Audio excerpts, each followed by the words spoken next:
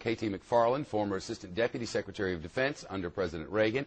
She has also held national security posts in 2 other administrations, and the host of FoxNews.com's DEFCON 3 on Mondays. I didn't even know about that. Oh, yeah. It's a national security program on FoxNews.com strategy room. I like it. Thank you. I tell you what this feels like.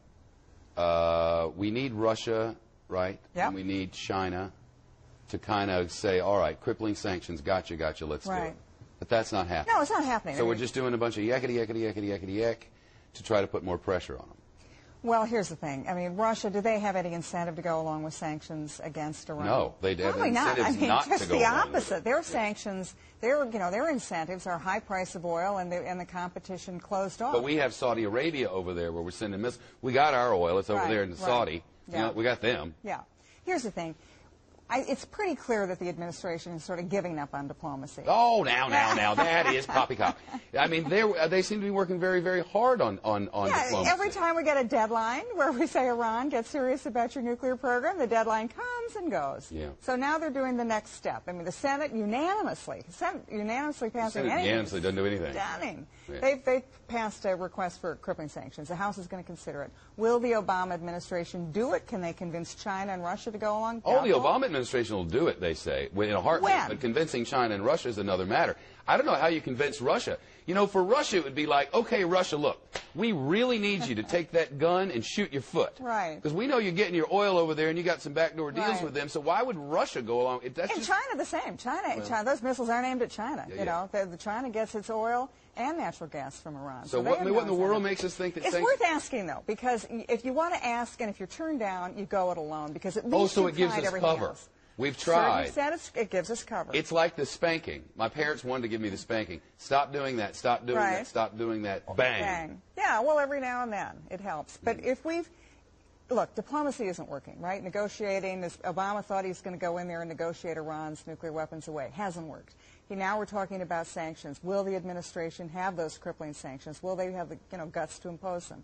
Then what happens? But no, wait now. But that's really not, is it? According to you, KT, what Right. you've said is our imposing crippling sanctions works no better on Iran than, say, these crippling sanctions that we impose on Cuba, which don't work because nobody else imposes them.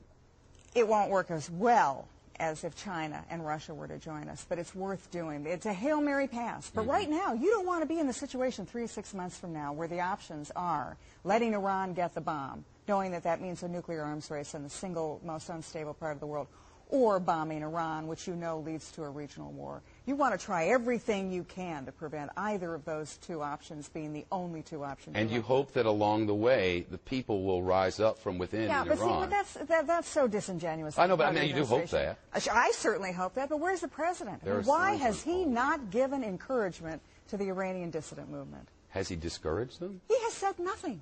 He has stood idly by while people are getting bombed in the, bopped in the streets. What could he have done? Executed. I'm just He curious. could come out like Reagan did with Poland. When I was in the Reagan administration, Reagan came out and encouraged the solidarity labor movement in Poland. But if you do that, I mean, their calculation, they've said openly and often that if we go up there and encourage, then the Iranian government will be able to say, this is the evil West's fault. Well, that's what their argument is. I'm not saying it's true, but it is their argument, I know, isn't it? and I think it's a lousy argument because the Iranian government's going to say that no matter what happens. But what you want to do is give faith and encouragement to the Iranian dissidents that at least they have the moral support of the United States. I don't say, don't say so they don't think they have their moral support? We're quiet. We're not saying a thing. We're not encouraging them in the least. We're not talking about the right of every free people.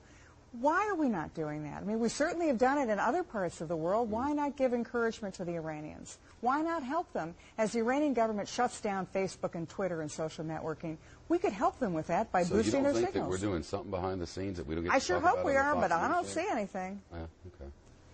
I don't know how you fix this. Bombs are bad, though, aren't they? Either of those 2 options, bombing Iran or Iran getting the bomb, are terrible from our point of view. K.T. McFarland, come up with something. And I'll let you know. It'll be the Fox News foreign policy. Beck's got a red phone over there. Maybe we can transfer it over to Russia. Nobody answers that red phone. Well, they'd answer it. It just doesn't ring, or so I'm told. KT, it's great to see you. Great. Thanks, Thank you. Shep. All right.